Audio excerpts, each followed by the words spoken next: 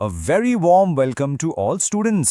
आज हम organic chemistry का एक बहुत इंपॉर्टेंट टॉपिक टैकल करने वाले हैं, द प्रिपरेशन ऑफ अमीन्स। चलो एक सवाल से शुरू करते हैं। लैब में जब हम नाइट्रोबेंजीन से एनिलीन बनाते हैं तो हमें बहुत क्लियर कलर चेंज दिखते हैं। ये ऑरेंज लिक्विड बिल्कुल कलरलेस हो जाता है। कभी सोचा है कि मॉलिक्यूलर लेवल पे ऐसा हो क्या रहा है? चलो आज इसी को समझते हैं। देखो, ये जो कलर चेंज है ना, ये इस पूरे प्रोसेस का एक बहुत बड़ा क्लू है।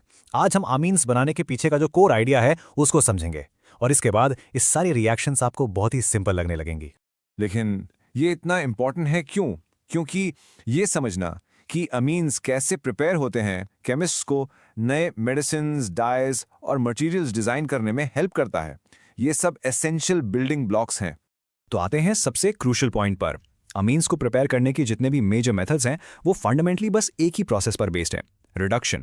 बिल्कुल सिंपल शब्दों में कहें तो हम एक नाइट्रोजन कंटेनिंग स्टार्टिंग मटेरियल लेते हैं, जैसे कि एक नाइट्राइल या एक नाइट्रो कंपाउंड, और उसको रिड्यूस करने के लिए एक केमिकल टूल यूज करते हैं जिससे हमें हमारा अमीन मिल जाता है।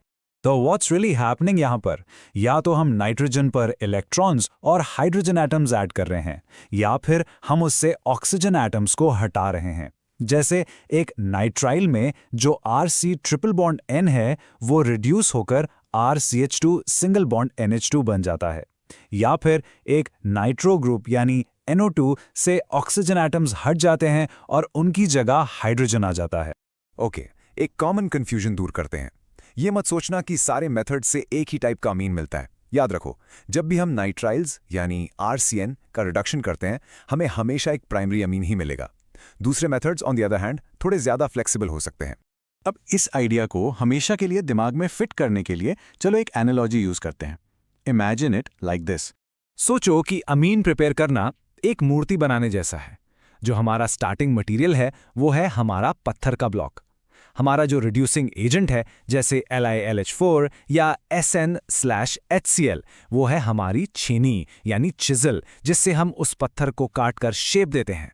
और जो फाइनल अमीन बनता है वो है हमारी खूबसूरत तैयार मूर्ति। तो ये कॉन्सेप्ट एग्जिस्ट ही क्यों करता है? सिंपल, क्योंकि हमें लैब में अमीन्स बनाने का एक आसान, रिलायबल तरीका चाहिए। हम उन्हें दूसरे सिंपल कंपाउंड से सिंथेसाइज करते हैं। अब जब हमें ये कोर आइडिया समझ आ गया है तो चलो उन मेन रास्तों को देखते हैं जिनको यूज करके हम अपने अमीन्स प्रिपेयर कर सकते हैं। अब देखो इस स्लाइड में कितनी इंटरेस्टिंग बात है। ये 4 अलग अलग स्टार्टिंग पॉइंट्स दिखा रहा है, लेकिन सब के सब रिडक्शन के थ्रू ही अमीन्स तक पहुंचते हैं। हम नाइट्राइल से शुरू कर सकते हैं, अमाइड से, नाइट्रो कंपाउंड से, और नोटिस करो हर काम के लिए हम अलग टूल यानी a specific reducing agent use करते हैं। और ये चार्ट इस सेंट्रल आइडिया को बिल्कुल परफेक्टली इलस्ट्रेट करता है। इससे कोई फर्क नहीं पड़ता कि आप नाइट्रॉल से स्टार्ट करते हो या नाइट्रो कंपाउंड से या फिर अमाइड से। जो प्रोसेस आपको फाइनल अमाइन प्रोडक्ट तक ले जाता है वो हमेशा हमेशा रिडक्शन ही होता है। चलो अब इस थ्योरी को उससे कनेक्ट करते हैं जो आप एक्चुअली लैब में देखते हो और जो रियल वर्ल्ड में होता है। याद है हमारा पहला सवाल? वो ऑरेंज कलर इसलिए गायब हो जाता है क्योंकि कलर्ड नाइट्रो ग्रुप रिड्यूस होके एक कलरलेस अमीन ग्रुप बन जाता है। तो ये जो कलर चेंज है ना, ये रिडक्शन होने का डायरेक्ट विजिबल प्रूफ है। और हाँ, इंडस्ट्रियल स्केल पर एनिलीन बनाने के लिए वो SN और HCl यूज नहीं करते। वहाँ कैटालिटिक हाइड्रोजनेशन यूज होता है। क्यों? क्योंकि वो लार्ज क्वांटिटीज के लिए ज्यादा एफिशिएंट और कॉस्ट इफेक्टिव है। लेकिन प्रिंसिपल बिल्कुल वही है, रिडक्शन। अब एक बहुत इंपॉर्टेंट पॉइंट स्पेशली एग्जाम्स के लिए। आपको लग सकता है कि नाइट्राइल और नाइट्रो कंपाउंड्स को रिड्यूस करना एक ही जैसा है, बट एक्चुअली यहाँ एक कैच है।